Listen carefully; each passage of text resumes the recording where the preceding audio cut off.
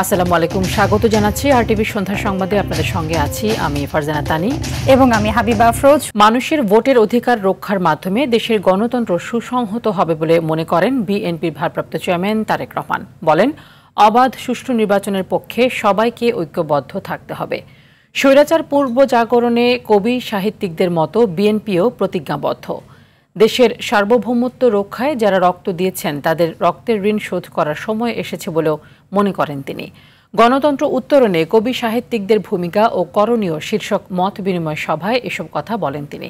সন্ধ্যায় জাতীয় প্রেস ক্লাবে কবিতা পরিষদের আয়োজনে অনুষ্ঠানে এসব কথা বলেন তারেক রহমান।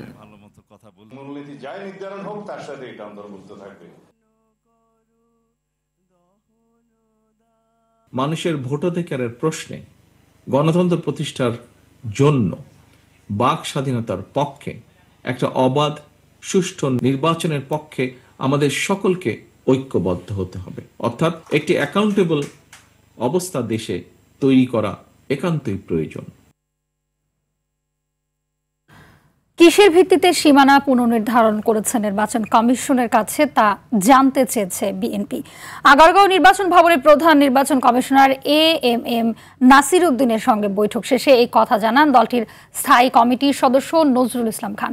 তিনি জানান, বিএনপি আগামী জাতীয় সংসদ নির্বাচন নিয়ে এখন পর্যন্ত কোনো রাজনৈতিক দলের সঙ্গে জোট গঠনের সিদ্ধান্ত নেয়নি।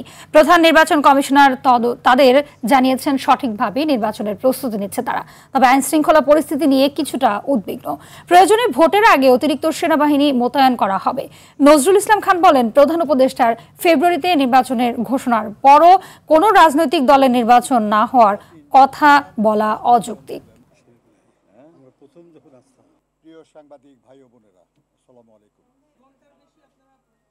ওনারা যদি বলেন নির্বাচন হবে তাহলে হবে, আর যদি বলেন হবে না সে তো ভিন্ন কথা আর কি।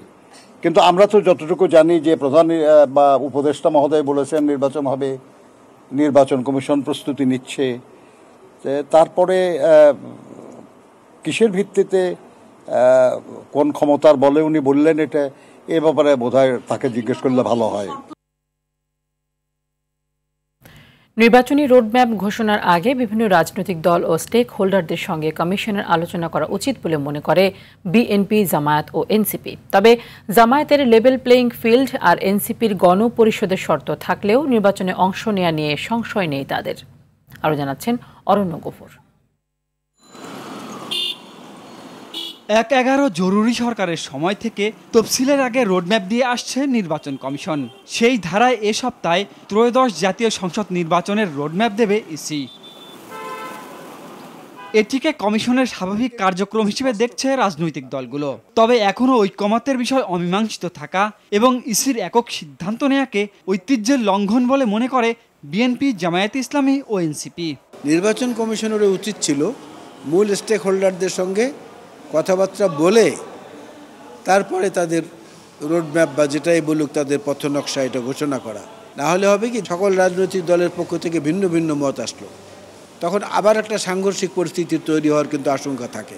যারা ইলেকশনের কাজের main stakeholder political party যারা অংশগ্রহণ করবে, প্রতিদ্বন্দ্বিতা করবে, আবার ইলেকশন কাজ সহায়ক শক্তি আছে, সেখানে আইন শৃঙ্খলা বাহিনীও আছে, মিডিয়াও আছে, সবার সাথে আলাপ আলোচনা করা। অফিসার ইউনূস বিএনপির সাথে এক প্রকার আতাত করেই আমরা বলবো একটা নির্বাচনের তারিখ ঘোষণা করছেন এবং নির্বাচন কমিশনও সেই অনুযায়ী একটা রোডম্যাপ ঘোষণা করছে। এদিকে রোডম্যাপের অপেক্ষায় না থেকে নির্বাচনী প্রস্তুতি নিতে শুরু করেছে দলগুলো।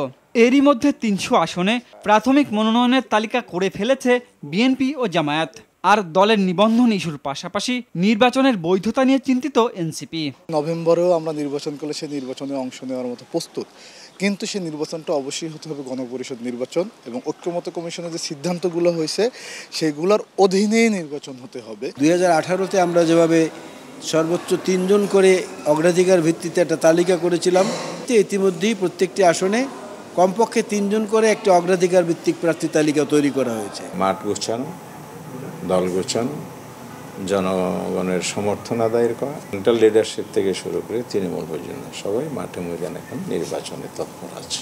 স্বৈরাচার মুক্ত এই বাংলাদেশে নির্বাচন সুষ্ঠু ও উৎসবমুখর হওয়া উচিত বলেও একমত দলগুলো।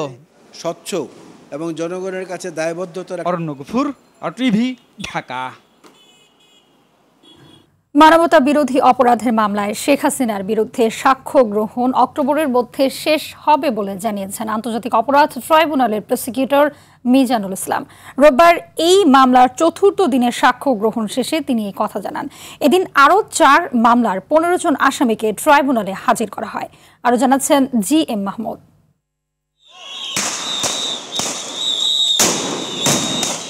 জুলাই আগস্টের আন্দোলন দমনে নির্বিচারে গুলি চালানো হয় ছাত্র জনতার উপর, হত্যা করা হয় সহস্রাধিক মানুষকে, আহত হন 20,000-এর বেশি, যার পেছনে মূল অভিযুক্ত সাবেক প্রধানমন্ত্রী শেখ হাসিনা সহ 3 জন। অন্তর্বর্তীকালীন সরকার গঠনের পর বিশেষ আদালতে চলছে তাদের বিরুদ্ধে করা মামলার বিচার। 3 জন আসামির বিরুদ্ধে এই বিচার অতীতের হিসাব নিকাশ নয়।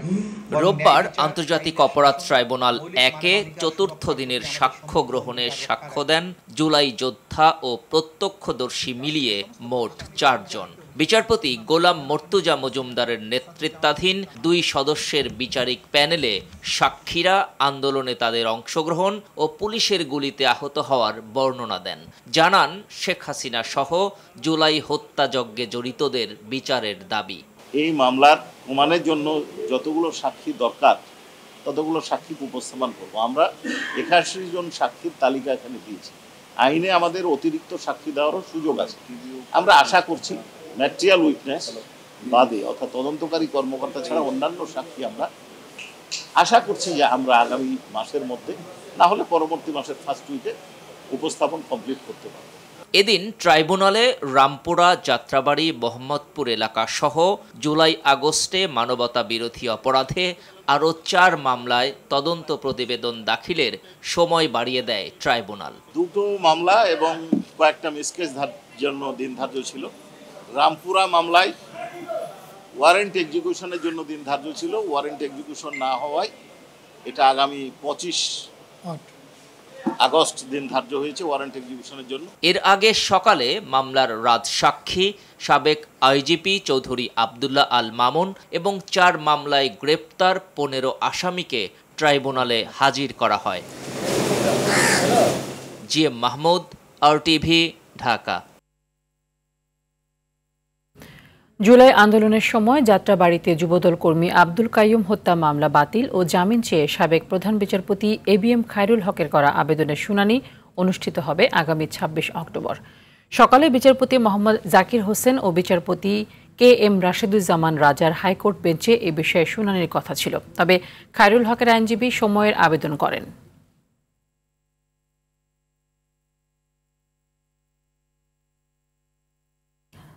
জুলাই অভ্যুত্থানে অংশ নিয়ে দৃষ্টিশক্তি হারিয়েছেন নাটোরের সন্তান আব্দুল্লাহ আল বাকি মিঠু। গত বছরের 4 আগস্ট সিরাজগঞ্জের বেলকুচি থানার কেজির মোড়ে গুলিবিদ্ধ হন তিনি। হাসপাতালে নেওয়ার পর মৃত ভেবে ফেলে রাখা হয়েছিল তাকে। মিঠু এখনও তার শরীরে বয়ে বেড়াচ্ছে একাধিক গুলির স্প্লিন্টার। নাটোর সংবাদদাতার পাঠানো তথ্যচিত্রে বিস্তারিত জানাচ্ছেন আব্দুল হামিদ। নাটোরের বাগাতিপাড়া উপজেলার হাটগোবিন্দপুর গ্রামের ছেলে আব্দুল্লাহ আল বাকি মিঠু জুলাই বিপ্লবে ফ্যাসিবাদের বিরুদ্ধে রাজপথে নামাই কাল হলো তার জীবনে। কাজের সূত্রে থাকতেন সিরাজগঞ্জে, সেখানে আন্দোলনে অংশ নিয়ে আহত হন তিনি। খাজা ইউনুস আলী হাসপাতালে মৃত ভেবে অন্নলাশের পাশে ফেলে রাখা হয়েছিল তাকে। বছর পেরোলেও সে স্মৃতি এখনো তাড়িয়ে বেড়ায় এই জুলাই যোদ্ধাকে। থানার সামনে থেকে গুলিবিদ্ধ হই, তখন আহত অবস্থায় কিছু অজ্ঞাত মানুষ আমাকে সেখান থেকে নিয়ে যায় খাজা ইউনুস আলী মেডিকেল কলেজ হসপিটালে, যেখানে ইমার্জেন্সি বিভাগ ছিল। ওখানে 4 আগস্টে যত আহত এবং শহীদ হয়েছে মানে সবাইকে এক কাতারে ফেলে রাখছিল। সেখানে কে আহত কে মারা গেছে এটা নির্ণয় করা খুবই কষ্টসাধ্য বিষয় ছিল। তেমন আমাকেও ফার্স্ট টাইমে হয়তোবা যারাই নিয়ে গেছে হয়তোবা ভাবছে আমি মারা গেছি। কয়েক দফা অস্ত্রোপচারে অসুস্থ না হয় সরকারের সহায়তায় মিঠুকে পাঠানো হয় সিঙ্গাপুরে। তবে সেখানকার চিকিৎসাতেও সম্পূর্ণ সুস্থ হননি তিনি। ছেলে যোগদানের জন্য সরকারের কাছে সহযোগিতা এবং স্বনির্ভরগতভাবে আমি দাবি জানাচ্ছি। স্বাভাবিক জীবনে ফিরতে মিঠুকে সহযোগিতার অনুরোধ স্থানীয়দের। চোখ কানা হয়ে গেছে, সংসারের হাল ধরার মতন ছেলে, সংসার চলার মতন সাল ছাড়া কেউ নাই। সিঙ্গাপুরও গেছে, আসার পরও তাই কম দেখলাম, তা তো চলে না একটাই ব্যাপার। বরাদ্দ সাপেক্ষে জেলার আহত জুলাই যোদ্ধা ও শহীদ পরিবারকে সহায়তার সর্বোচ্চ চেষ্টা করা হচ্ছে বলে জানান জেলা প্রশাসক। 5 আগস্টের পরবর্তী সময়ে জুলাই আগস্টের যে যোদ্ধা আছেন এবং শহীদ পরিবার আছেন তাদেরকে সঞ্চয়পত্র এবং বিভিন্নভাবেই আর্থিক সহযোগিতা সহ অন্যান্য সহযোগিতা প্রদান করা হচ্ছে। জুলাই যোদ্ধাদের প্রয়োজনীয় সহযোগিতা দিয়ে পুনর্বাসনের পাশাপাশি বিচারের দৃশ্যমান অগ্রগতি দেখতে চান বিপ্লবের ভুক্তভোগীরা। আব্দুল হামিদ, RTV। আওয়ামী লীগ সমর্থিত স্বাধীনতা চিকিৎসক পরিষদের নেতা ডাক্তার নিতাই হত্যার দায়ে 5 আসামিকে মৃত্যুদণ্ড দিয়েছেন আদালত। এছাড়া 4 জনকে আমৃত্যু কারাদণ্ড ও 1 জনকে যাবজ্জীবন দণ্ড দেওয়া হয়। ঢাকার বিশেষ জজ আদালত 10-এর বিচারক মোহাম্মদ রেজাউল করিম এই রায় দেন। রায় ঘোষণার সময় আসামিদের আদালতে হাজির করে সাজা পরোয়ানা দিয়ে ফের কারাগারে পাঠানো হয়। 2012 সালের 23 আগস্ট রাতে মহাখালীতে বক্ষব্যাধি হাসপাতালের আবাসিক এলাকায় নিজ বাসায় খুন হন তিনি।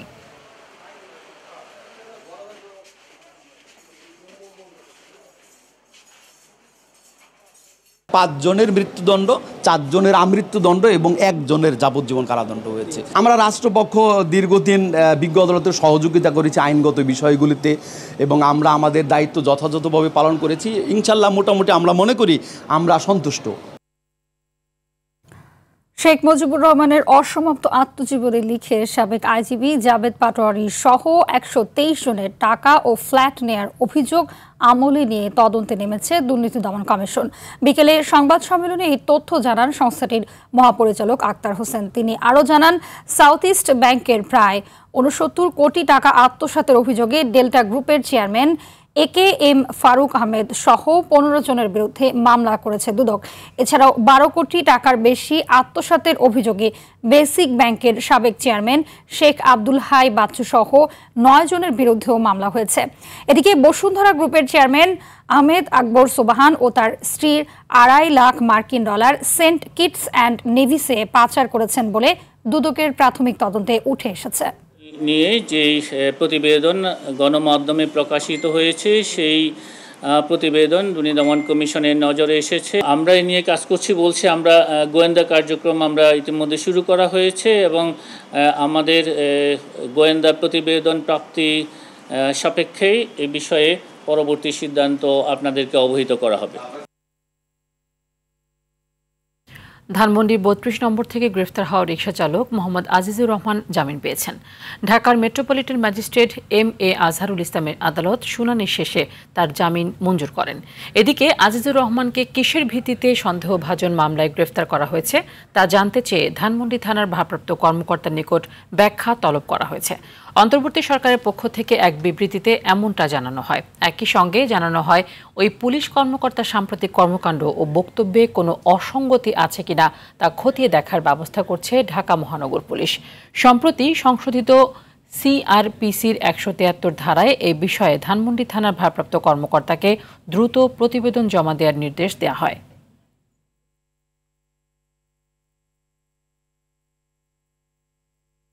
$6,506,50,00,000 ব্যয়ে 10টি প্রকল্প অনুমোদন দিয়েছে জাতীয় অর্থনৈতিক পরিষদের নির্বাহী কমিটি একনেক।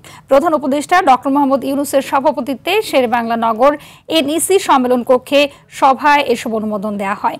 এর মধ্যে 5টি নতুন প্রকল্প, 2টি সংশোধিত প্রকল্প এবং ব্যয় না বৃদ্ধি করে 3টি প্রকল্পের অনুমোদন দেওয়া হয়। এছাড়াও সভায় উপজেলা পর্যায়ে মিনি স্টেডিয়াম নির্মাণ নামক আরও একটি সংশোধিত প্রকল্প অনুমোদন দেওয়া হয়। পরে সংবাদ সম্মেলনে পরিকল্পনা উপদেষ্টা অনুমোদিত প্রকল্প ও অর্থায়নের বিষয় তুলে ধরেন।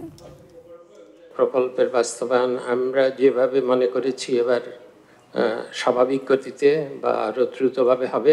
বিশেষ করে এ বছরের বার্ষিক উন্নয়ন পরিকল্পনা ইচ্ছা করেই বাস্তবসম্মতভাবে রাখা হয়েছে আকারের দিক থেকে। কাজেই আমরা সব মন্ত্রণালয়কে এখন তাগিদ দেব যে এখন তো আর কোনো অজুহাত দেওয়া চলবে না। এখন এই প্রকল্পগুলোকে স্বাভাবিক গতিতে, যেগুলো আমরা অনুমোদন করেছি স্বাভাবিক গতিতে যেন ওগুলো চলে। রাষ্ট্রপতি মোহাম্মদ শাহাবুদ্দিনের ছবি বিদেশে বাংলাদেশের সব কূটনৈতিক মিশন, কনসুলেট, কূটনীতিকদের কার্যালয় ও বাসভবন থেকে সরানোর নির্দেশ দিয়েছে পররাষ্ট্র মন্ত্রণালয়। কূটনৈতিক সূত্রে জানা গেছে, এই নির্দেশনা কোনো আনুষ্ঠানিক চিঠি বা ইমেইলে পাঠানো হয়নি। টেলিফোনে অঞ্চলভিত্তিক কয়েকজন রাষ্ট্রদূত ও হাই কমিশনারকে বিষয়টি জানিয়ে পরে অন্য মিশনগুলোতে খবরটি পৌঁছে দিতে বলা হয়েছে। পররাষ্ট্র মন্ত্রণালয় সূত্র নিশ্চিত করেছে যে অঞ্চলভিত্তিক কয়েকজন রাষ্ট্রদূত ও হাই কমিশনারকে স্পষ্টভাবে জানানো হয়েছে দ্রুত এই নির্দেশ কার্যকর করতে হবে।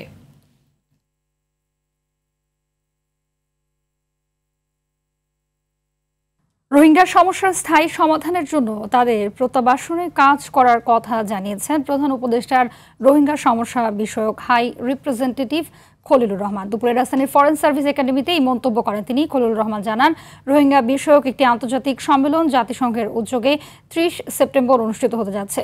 কক্সবাজারের সম্মেলনটি জাতিসংঘের একটি বৃহত্তর সম্মেলনের প্রস্তুতির অংশ বিশেষ। এর ফলে রোহিঙ্গা এবং বিশ্ব সম্প্রদায়ের জন্য এই সমস্যার একটি স্থায়ী ও প্রকৃত সমাধান খুঁজে বের করার পথ নির্দেশিকা দেওয়ার একটি বড় সুযোগ তৈরি হবে। এই সম্মেলন হচ্ছে রোহিঙ্গাদের জন্যে এবং বিশ্ব সম্প্রদায়ের জন্য এই সমস্যার একটা স্থায়ী এবং আশু সমাধানের পথ নির্দেশিকা দেওয়ার একটা বড় অপরচুনিটি। সিলেটের ভোলাগঞ্জে সাদা পাথর লুটের সঙ্গে স্থানীয় প্রশাসনের যোগসাজশ ছিল বলে জানিয়েছেন উপদেষ্টা সৈয়দা রিজওয়ানা হাসান। তিনি বলেন, ভোলাগঞ্জের পাথর উত্তোলনের স্থানীয়দের সর্বদলীয় ঐক্যের কারণে প্রশাসনের নিশ্চয়ই যোগসাজশ ছিল। স্থানীয় প্রশাসনের বিরুদ্ধে দ্রুত ব্যবস্থা নেওয়া হবে। সচিবালয়ে সাংবাদিকদের সঙ্গে আলাপকালে উপদেষ্টা এই কথা জানান। পরিবেশ উপদেষ্টা বলেন, আগামী জানুয়ারি থেকে চীনের সঙ্গে তিস্তা মহাপ্রকল্পের কাজ শুরু হয়। 10 বছরের জন্য প্রকল্প নেওয়া হবে। নদী ভাঙন, বন্যা নিয়ন্ত্রণ এবং শুষ্ক মৌসুমে পানি ধরে রাখাই প্রকল্পের বড় লক্ষ্য।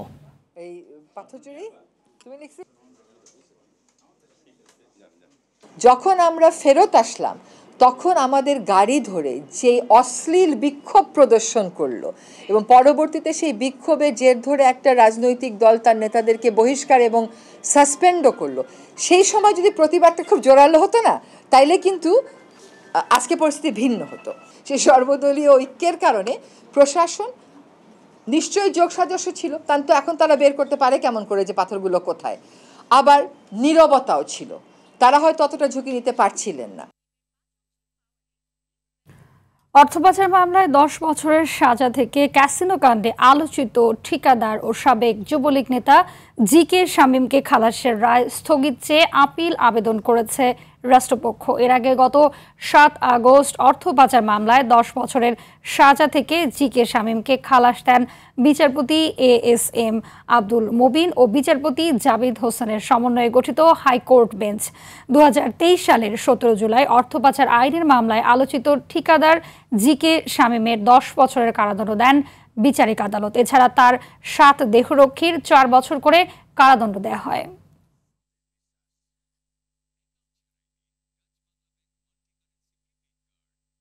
তিস্তা নদীর পানি কমতে শুরু করায় দেখা দিয়েছে ভয়াবহ ভাঙন। এতে লালমনিরহাটের বিভিন্ন চরাঞ্চল আর নিম্নাঞ্চলে হুমকির মুখে পড়েছে বহু ঘরবাড়ি, রাস্তাঘাট আর আবাদি জমি।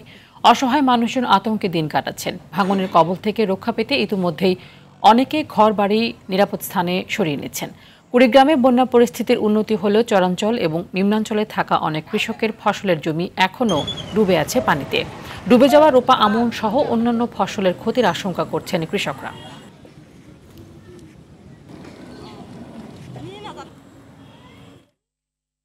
বাংলাদেশি রোগীদের উন্নত চিকিৎসা এবং স্বাস্থ্য সচেতনতা বৃদ্ধির লক্ষ্যে সিয়াম সেলাইট বাংলাদেশের উদ্যোগে বিশেষ স্বাস্থ্য সচেতনতা ক্যাম্পেইন করেছে থাইল্যান্ডের বিখ্যাত ব্যাংকক ইন্টারন্যাশনাল হাসপাতাল। বিশেষজ্ঞ চিকিৎসক ডাক্তার চাকর্ন চান চাকুল, ডাক্তার পরামেথ চারণ তানাকর্ণ এবং ডাক্তার পারাদর্ন জিতওয়ান্না রোগীদের বিভিন্ন পরামর্শ দেন। এই ক্যাম্পেইনের মূল উদ্দেশ্য ছিল জনসাধারণের মধ্যে স্বাস্থ্য সম্পর্কে সচেতনতা বৃদ্ধি, প্রতিরোধমূলক স্বাস্থ্য ব্যবস্থার গুরুত্ব তুলে ধরা এবং স্বাস্থ্যগত নানা প্রশ্নের উত্তর প্রদান। বিশেষজ্ঞরা বিভিন্ন রোগের প্রাথমিক লক্ষণ, প্রতিরোধমূলক ব্যবস্থা এবং সঠিক জীবনযাত্রার নিয়ম সম্পর্কে উপস্থিতদের মাঝে গুরুত্বপূর্ণ তথ্য তুলে ধরেন।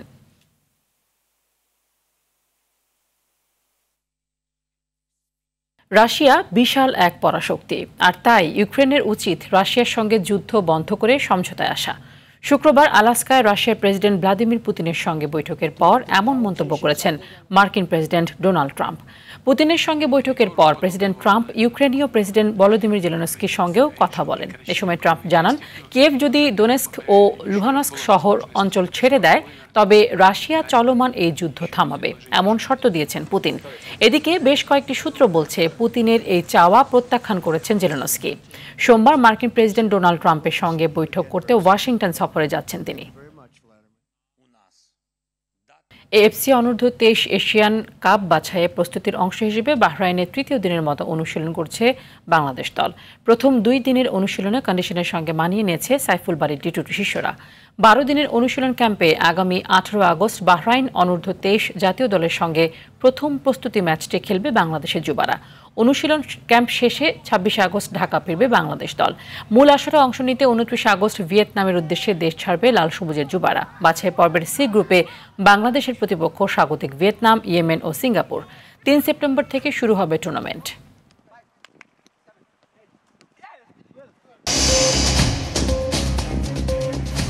সন্ধ্যা সংবাদ এ পর্যন্তই। রাতের সংবাদ 11:15 দেখার আমন্ত্রণ রইল। ধন্যবাদ সবাইকে।